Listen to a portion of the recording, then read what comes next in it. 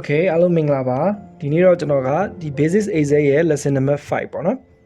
အဲ့တော့ lesson number 5မှာတော့ကျွန်တော်တို့က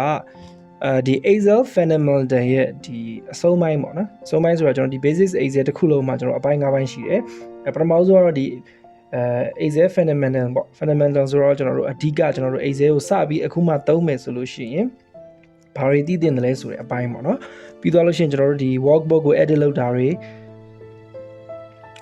basic formatting တွေကျွန်တော်တို့ဒီ insert object တွေပေါ့နော်ဓာတ်ပုံတွေထည့်တာတို့ပေါ့အဲ့ဒါတွေကျွန်တော်တို့သွားမယ်ဆိုတော့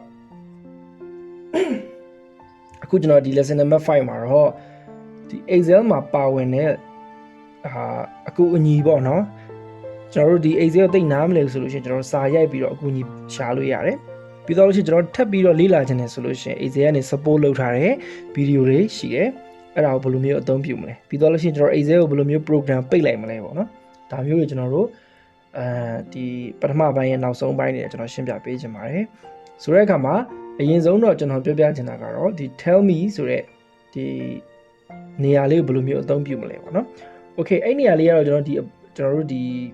tab တွေအပေါ်ဆုံးလေးမှာရှိတယ်ပေါ့နော်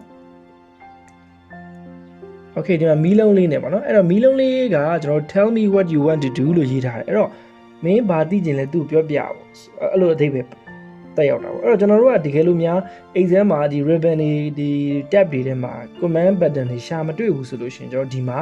သွားပြီးတော့ကျွန်တော်တို့ရေးပြီးရှာလို့ရတယ်နော်အခုဆိုရင်ကျွန်တော်ကအရင်ဆုံးဥပမာအနေနဲ့ဒီမှာ exam မှာကသူကဇယားကွက်ကလေးတွေဖြစ်တယ်အဲ့တော့အဲ့ဇယားကွက်ကလေးတွေကိုကျွန်တော်ကဖျောက်ထားခြင်းတယ်အခုမှဒီလက်ရှိဇယားကွက်တွေပေါ့နော်အဲ့ဇယားကွက်ကလေးကိုကျွန်တော်ဖျောက်ထားခြင်းတယ်ဆိုလို့ရှိရင်အဲ့ဇယားကွက်ကိုကျွန်တော်က grid line လို့ခေါ်တယ်အဲ့တော့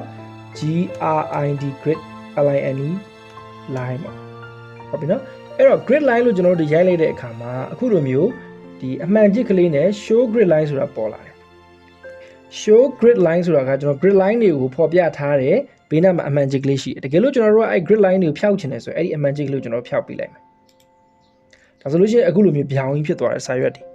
ဟုတ်ပြီနော်ခုနကလိုဇယားကွက်တွေမရှိတော့ဘူးဒါဥပမာဖြစ်တယ်အဲ့တော့ကျွန်တော်တို့ဘာကိုရှာခြင်းလဲဆိုတာဒီမှာ tell me what ဆိုတဲ့နေရာမှာကျွန်တော်တွားပြီးတော့ရှာလို့ရတယ်အဲ့တော့ကျွန်တော်က grid line ပြန်ထည့်မယ်ဆိုလို့ရှိရင်ခုနလိုပေါ့ကျွန်တော် grid line လို့ပြန်ရေးလိုက်မယ် GID LINE เนาะအဲ့တော့ show grid line ဆိုတဲ့နေရာမှာကျွန်တော်အမှန်ကြီးလေးပြန်ချစ်ပေးလိုက်မယ်အဲဆိုလို့ရှိရင်ပြန်ပြီးတော့အခုလိုဇယားခွက်တွေပြန်ပြီးတော့ပေါ်လာပြီပေါ့နော် okay ဒါကတော့ကျွန်တော်တို့ဒီ tell me what you want to do ဆိုတဲ့ဒီမီလုံးလေးရဲ့ဘေးနားမှာဘယ်လိုမျိုးစာရိုက်ပြီးတော့ကျွန်တော်တို့အကူအညီရှာသလဲဆိုတဲ့ဟာကိုကျွန်တော်အနေနဲ့ပြောပြပေးသွားတာဖြစ်တယ် okay နောက်တစ်ခုကကြတော့ကျွန်တော်တို့ help ပေါ့နော်အကူအညီပေါ့အဲ့ဒါတော့ခုနကျွန်တော်ပြောသလိုပဲကိုကဒီ Excel နဲ့ပတ်သက်ပြီးတော့ detail ပေါ့နော်ပို့ပြီးတော့တိကျသိကျင်တယ်ဆိုလို့ရှိရင်အဲ့မှာတော့အကူအညီတောင်းလို့ရတယ်ဒါမှမဟုတ်ကျွန်တော်စီကိုလည်း messenger နဲ့ message ပို့ mail လို့လည်းရပါတယ်သင်တန်းတွေလည်းရှိတယ်ပေါ့နော်ဆိုတော့ okay အဲ့ဒီ help ကိုကျွန်တော်တို့ကြည့်လိုက်ရအောင်အဲ့တော့ file ဆိုတဲ့ clip ကိုကျွန်တော်နှိပ်ပါမယ်ဒါဆိုလို့ရှိရင်ဒါကျွန်တော် background best state view ရောက်သွားတာပေါ့နော် Excel မှာကျွန်တော်တို့မနေ့ကအရှိရသင်ခန်းစာတွေမှာကျွန်တော်ပြောခဲ့သလိုပဲကျွန်တော်တို့ option လေးပါလို့ရှိတဲ့နေရာကိုရောက်သွားတာပေါ့အဲ့ဒီနေရာမှာကျွန်တော်တို့ဒီအပေါ်ဆုံးလေးမှာ question mark ဆိုတဲ့အမှတ်ကလေးတစ်ခုရှိတယ်တည်တည်လေးပဲနော်အဲ့ဒီနေရာကိုကျွန်တော်တို့ကတစ်ချက်နှိပ်လိုက်မယ်ဒါဟာကျွန်တော်တို့ Excel ရဲ့အကူအညီနေရာဖြစ်ပါတယ်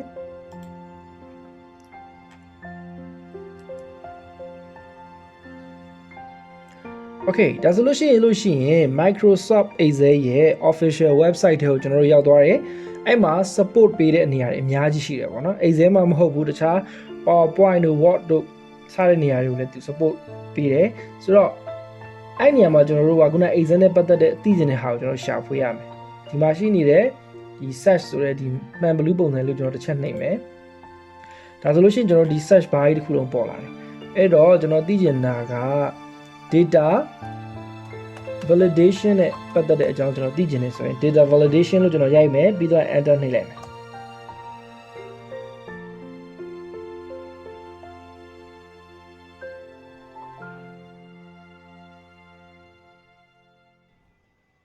okay အဲ့တော့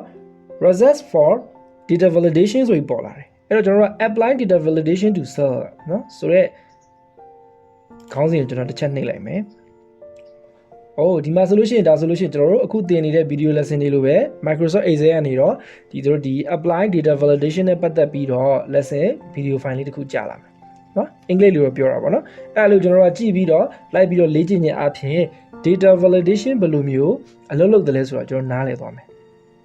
okay မယ်နော်ဆိုတော့ကျွန်တော်ပြောပြခြင်းတဲ့အရာဒီ exam မှာဘယ်လိုမျိုးအကူအညီယူလို့ရတယ်လဲဆိုတဲ့အကြောင်းအခုပြောပြပေးတော့တာဖြစ်တယ်ဒါဆိုလို့ရှိရင်ကိုသိခြင်းတဲ့အရာကိုကျွန်တော် Microsoft the official support website မှာကျွန်တော်တွားပြီးတော့လေ့လာလို့ရတယ်ပေါ့နော်ဒါကကျွန်တော်help နဲ့ပတ်သက်ပြီးပြောပြတာဖြစ်တယ်အဲ့တော့ okay အားလုံးပြီးပြီကျွန်တော်တို့အလုပ်တွေလည်းလုပ်ပြီးပြီဆိုလို့ရှိရင် Excel ကိုပိတ်တဲ့နည်းလမ်းကတော့ဟိုဒီနေ့ကကျွန်တော်ပြောသလိုပဲ save လုပ်မယ်ပြီးတော့ဒီမှာ cross နှိပ်လိုက်ပြီးပိတ်လို့ရတယ်လို့တကယ်လို့ကျွန်တော်တို့ကဒီ file ကိုပဲခဏပိတ်မှာဖြစ်ပြီးတော့နောက်ထပ်ဒီတခြား file တွေနဲ့အလုပ်လုပ်ချင်သေးတယ်ဆိုလို့ရှိရင်ကျတော့ကျွန်တော်တို့ပိတ်တဲ့ပုံစံနောက်ထပ်တစ်မျိုးရှိအဲ့ဒါတော့ဒီ file တက်ထဲမှာပဲဖြစ်တယ်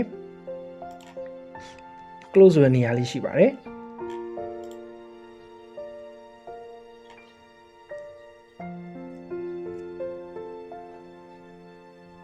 Okay အဲ့လိုနှိပ်လိုက်ပြီဆိုလို့ရှိရင် तू ကပြောတယ် save လုပ်မလား save မလုပ်ဘူးလား save လုပ်မယ်လို့ကျွန်တော်ရွေးပေးလိုက်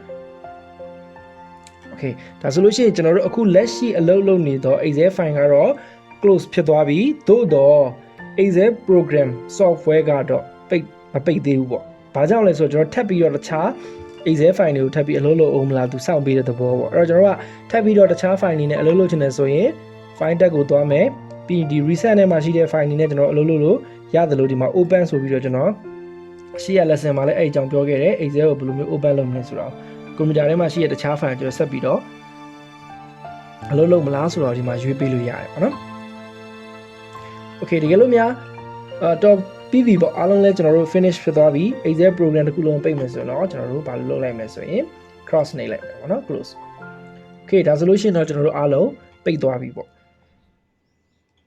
Okay เนาะဒါဆိုလို့ရှိရင်တော့ကျွန်တော်ရှင်းပြခဲ့တဲ့ဒီ basic Excel lesson ရဲ့